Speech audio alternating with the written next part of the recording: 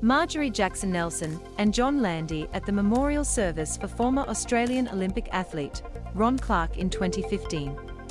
Vince Caligiuri, while the pair had not seen each other for a number of years due to John's frailty and the COVID-19 pandemic, he had called her for her 90th birthday and again at Christmas. "What a wonderful human being he was," said Jackson Nelson. "I loved him dearly." Landy inspired generations of runners who came after him.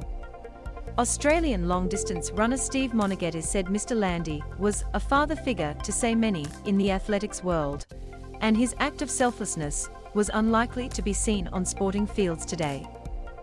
"He thought about other people at his own expense," he said. "Maybe it was the honor of that era that we don't have now." John Landy in 1956, the year he competed in the Olympic Games in Melbourne. "I'm sad that he's passed on, but I'm so delighted I got to spend time with him." Olympic gold medalist Cathy Freeman described Landy as a true athlete, scholar and gentleman, and a giant of a man.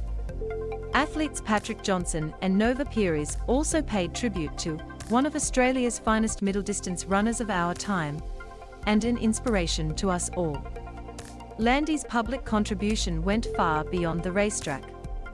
He served as the 26th Governor of Victoria during the Brack's government between 2001 and 2006 with his wife Lynn, who he was married to for more than 50 years. Premier Daniel Andrews said Mr Landy held the Labor government to account at every step during his tenure as governor. He always worked to ensure that those in power never lost sight of the Victorians they served. Baton carriers Cathy Freeman, Ron Clarke, Marjorie Jackson, and John Landy at the 2006 Commonwealth Games. Vince Caligiuri, current Governor Linda Dessau, said Landy's death marked the end of an era for Victorians. John had an inexhaustible energy for connecting with his fellow Victorians and delighted in learning more about the individual story of each person he met, she said. John Landy with some of his butterfly specimens.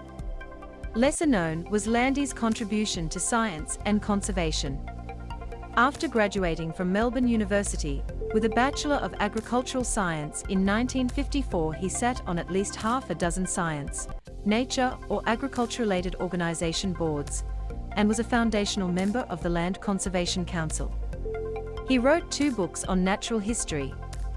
The first was Close to Nature, an award-winning book documenting how the flora and fauna changed over the seasons around a family property in the Upper Murray. The second, A Coastal Diary, was a similar study, but focusing on the Otways. Both books were published with his own accompanying photography, another hobby of Mr Landy's. He also studiously collected moth and butterfly specimens, which have been donated to the Australian National Insect Collection in Canberra and the Australian Museum in Sydney respectively. In 1955, he was made a member of the Order of the British Empire, MBE, for his services to amateur athletics. 45 years later, in 2001, he was made a Companion of the Order of Australia, AC, for service to the community and sport. Following his service as Governor of Victoria, he was appointed a Commander of the Royal Victorian Order, CVO, during the Queen's visit to Australia. After a lifetime living in Melbourne, Mr Landy and Lynn moved a decade ago to a bush block in Castlemaine. Dad passed away peacefully on Thursday morning. He was surrounded by what he loved most, his family, and the Australian bush, son Matthew Landy. He was a wonderful father, a loving husband, and we feel privileged to have been a part of his remarkable life. John Landy, profiled in an early edition of Sports Illustrated. Premier Daniel Andrews on Saturday announced a state service, while paying tribute to Landy as a man of integrity and an athlete beyond compare. There's a statue at Olympic Park dedicated to the spirit of sportsmanship, said Mr Andrews. And it's cast in the figure of a Victorian who embodies that spirit more than any other, John Landy. Australian Olympic Committee President John Coates paid tribute to Landy, who read the athlete's oath at the 1956 Melbourne Olympics opening ceremony. "If Australia needed a role model, it is John Landy," he said. The moment Landy assisted his fellow runner was recognised in 1999 by the Sport Australia Hall of Fame as the finest sporting moment of the century. Sport Australia Hall of Fame Chair John Bertrand described Landy as highly intelligent, a deep thinker, and the most humble champion you would ever come across. When I asked John whether he would be comfortable for us to elevate him from a member to a legend, he said he didn't deserve it, Mr. Bertrand said. Several months passed and I went back to him several times and eventually, he said, yes, I will accept the award. John Landy and family in November last year. Athletics Australia President Jan Swinhoe said Landy inspired generations of Australian distance runners.